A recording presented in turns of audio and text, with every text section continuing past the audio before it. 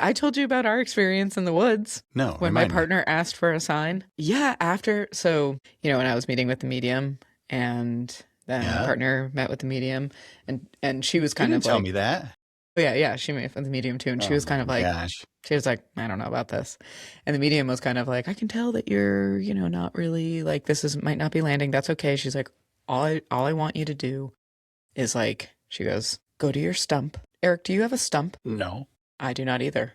But the Um, concept of having something like no, that. my partner has a stump. Uh-huh. I didn't know that. And Oh. the medium had just kind of she was like, all right, so just go into the woods, go to your stump. It's here on our property. I can like practically see it. And go and ask for a sign. Did not tell And me this. oh my God, I can't believe I didn't tell you this. And she was like, go and ask for a sign. So, my partner's like, after the session, it's just like kind of was just like, I don't know, it's kind of emotional. And everyone's just like, I don't know if that worked. But she Mm-hmm. went out there, she took the dogs out, and she went and asked for a sign. She sat on the stump, her stump, and was just quiet for a while and asked to see something very specific. And she asked to see a juvenile bald eagle sitting on a branch. She's a bird nerd. She is a bird nerd, as we all know. She's a bird nerd. So she sat there for a while and like I mean like 10 minutes, like 15 minutes, like kind of enough so that, when you enter into the woods, everything gets kind of artificially quiet and everything is still because you're Mm-hmm. disrupting in there. So everything kind of settled again and everyone was going about their own business. And birds started like calling and kind of scriffling around. And she was like, that's weird. And she noticed that there was a lot of activity near, right? Like a mini pine stand in front of her. Like these white pines were really small and young. And she looked in there and she saw a saw-whet owl. And a saw-whet owl is very, very rare to see. They're very reclusive. They're about 6 inches tall. They're really Mm-hmm. little.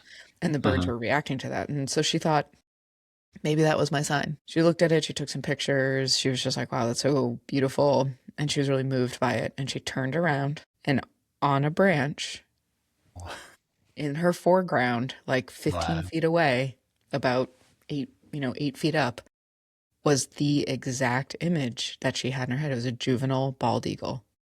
And Wow. she was like, and so, okay, we live in Maine. There's bald eagles for sure. But I can't think of a time I've ever been like, man, I wish I could see a, red Yeah. F.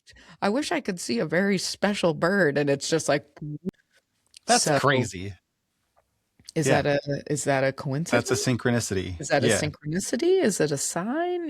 Like what? Right. Well, like, yeah, what do you call it? But like Yeah. at this point, does it matter? No. Like, is it prophetic? Is it a sign? Well, and Is it, we talked about it a lot because it was just like, in the holographic universe, or like quantum scientists would say that just your intention or prayer or uh, meditation or what your uh-huh. intention toward something can impact quanta at the quantum level enough to like the observer effect, right? That like atoms behave differently when they are observed. So that speaks to something we Right. don't really understand, but that it's like once you direct your energy toward something, the odds change. Yeah. That there are infinite pathways before us, but that when you That's start scientific. intentionally, that's right. Yeah. That's right. You start directing, Didn't he go as far as to say they exist only when we observe them? yes, Yeah. yeah. It's kind of like gets into like Schrodinger's cat and like whatever. Right. And so it's Right. like so if that is true, once you start directing your energy toward a desire or a negative outcome, whatever you start directing your outcome to, the Mm-hmm. odds shift and it becomes more likely, I'm not even going to say more likely than not. It's like just a little bit more likely that that outcome may happen. And so if you can imagine a world where everyone started putting their energy toward peace, ending Uh-huh. world hunger, whatever, like stuff can change, but you have to start practicing in your inside Yeah. world what it means for Yeah. you to start like shifting that energy. It's really, um, Crazy. really crazy.